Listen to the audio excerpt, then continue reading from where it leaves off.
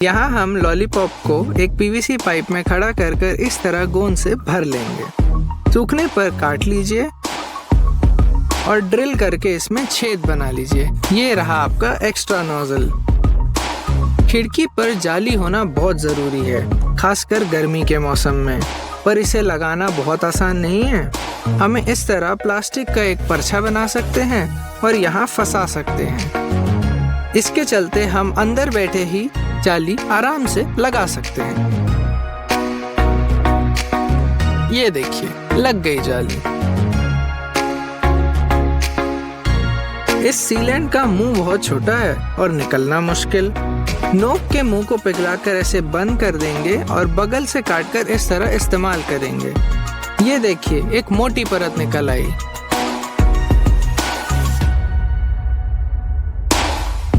Tape की मदद से इसे आप बंद कर रख सकते हैं। ये लकड़ी यहाँ दिख रही है और ये अधूरा काम नहीं चलेगा।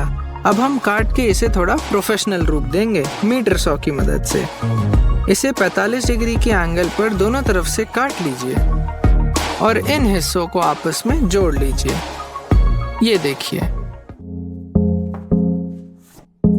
इसे टेप की मदद से चिपका लीजिए और पीछे 2-वे टेप लगा लीजिए। अब इसे दीवार पे लगाते वक्त अपना सामने वाला टेप निकाल लीजिए। लग रहा है ना प्रोफेशनल? अगर कभी हमें छोटे फोम ब्रश की जरूरत पड़ जाए तो हम एक पेंसिल, पेपर क्लिप और स्पंज काटकर बना सकते हैं और काम हो जाने पर इसे बदल भी सकते हैं। ये देखिए, कितना आसान है।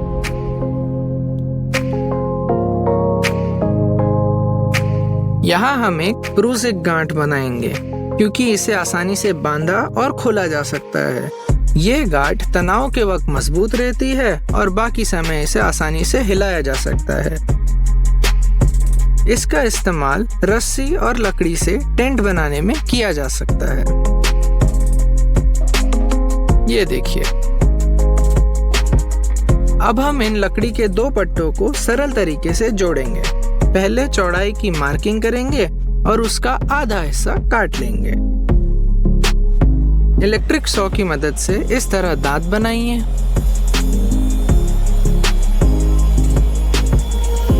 और बन जाने पर छेनी से इस तरह से तोड़ लीजिए। नीचे के भाग को सॉ की मदद से चिकना कर लीजिए। अब 2 किलो से इस तरह निशान बना लीजिए और पेंसिल से मार्क कर लीजिए। अब यहाँ हम छेद ड्रिल से बनाएंगे और इनमें लकड़ियां फंसा लेंगे। अब किनारों से 2 छेद करके इनमें गोंद लगाकर डंडी फंसा लेंगे। इसे कहते हैं पॉकेट होल। उभरे हिस्से को काट लीजिए और घिस लीजिए और हो गया ये तैयार। ये देखिए,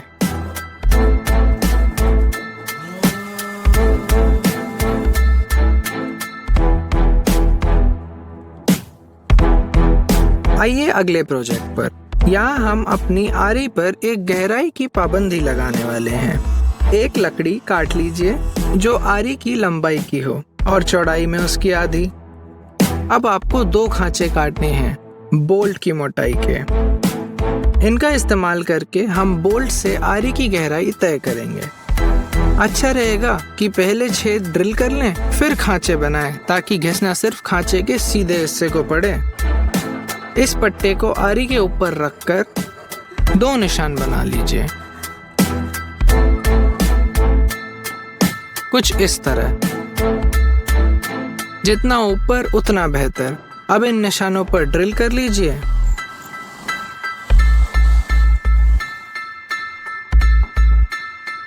अब बोल्ट और विंग नट लगाकर कस लीजिए और ये हो गई हमारी आरी तैयार।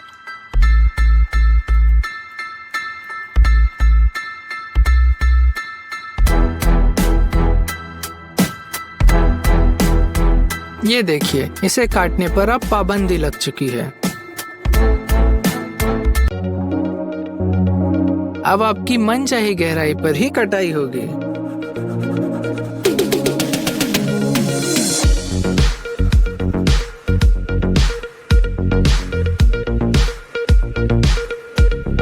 लगता है इस पिन से नट को उठाना बहुत मुश्किल है, पर थोड़ी फेरबदल करके इसका उपयोग छोटे चिमटे की तरह किया जा सकता है।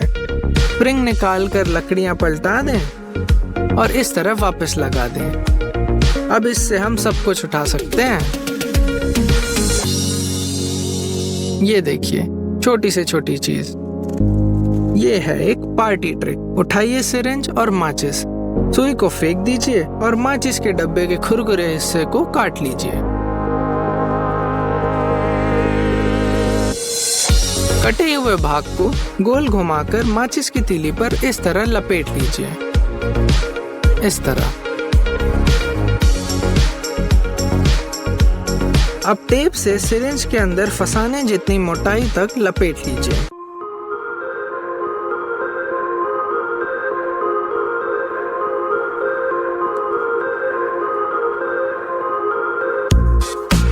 और इसे जलाने के लिए सीधा टेबल पर दे मारिए। इस तरह। ये फीता कटा हुआ है। इसको गोंद से जोड़ने की जगह हम इस पे गठान बांधने वाले हैं। जी हाँ, कुछ इस तरह।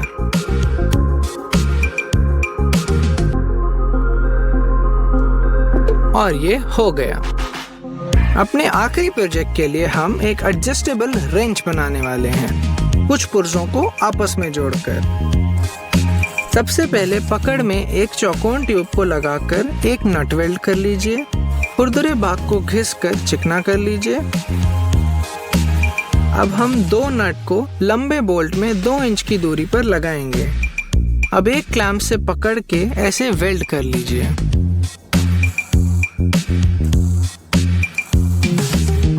कुछ ऐसा दिखना चाहिए। अब जरूरत है इसके मुंह की। इसके लिए हम एक एल शेप का मेटल टुकड़ा काटकर वेल्ड करेंगे।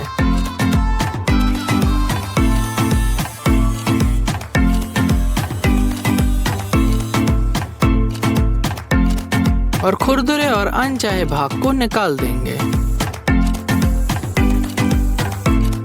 कुछ इस तरह चिकना करते हुए।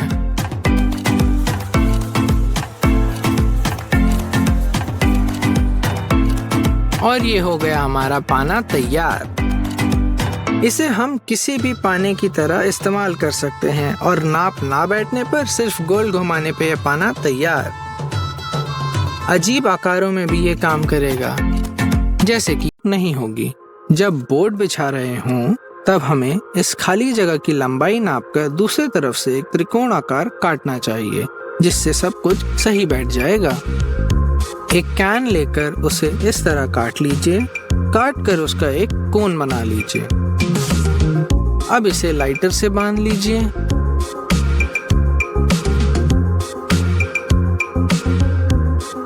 और इसमें प्लास्टिक डाल लीजिए। अब आपके पास तैयार है खुद का प्लास्टिक डिस्पेंसर। है ना कमाल?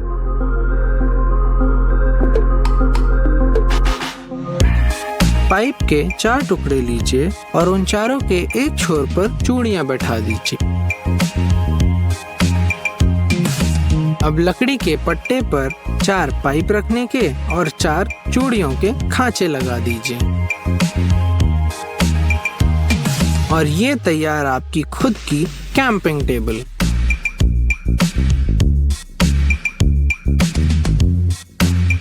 लकड़ी से एक समान 2 टुकड़े काटिए। उनमें से एक के 3 भाग कर लीजिए। बाहरी भागों को दूसरी लकड़ी पर इस तरह लगा लीजिए और स्क्रू की मदद से कस लीजिए। अब इस पे सैंड पेपर लपेटकर बीच वाले हिस्से को वापस लगा दीजिए। और अब इसकी मदद से आप आसानी से बड़ी सतह पर सैंडिंग कर सकते हैं।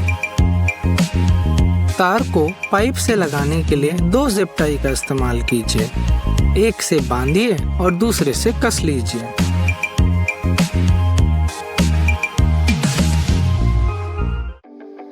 तारों के जंजाल से फुर्सत चाहिए।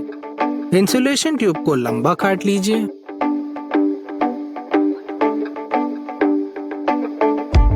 और दीवार पर स्क्रू की मदद से इस तरह लगा दीजिए। और तार भर के जिप टाई की मदद से वापस बांध लीजिए। लकड़ी पर ऐसे पतली नलियां होने पर आप ताश के पत्तों का इस्तेमाल करके उन्हें अच्छी तरह घिस सकते हैं।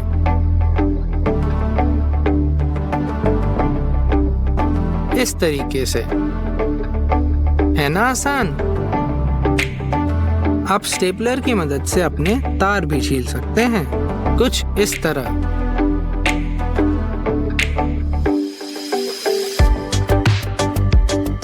अब हम देखेंगे तार जोड़ने के कुछ तरीके।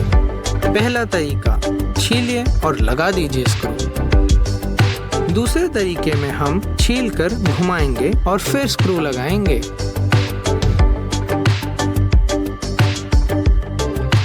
तीसरे तरीके में हम एक नोजल का उपयोग करेंगे।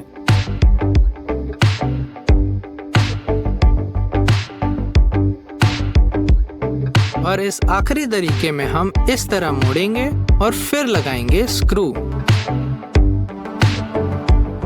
स्क्रू या बोल्ट खोलने का ये रहा एक अनोखा और तेज तरीका। 2 लकड़ी के टुकड़े लीजिए और उनमें आपस में पकड़ लगा दीजिए।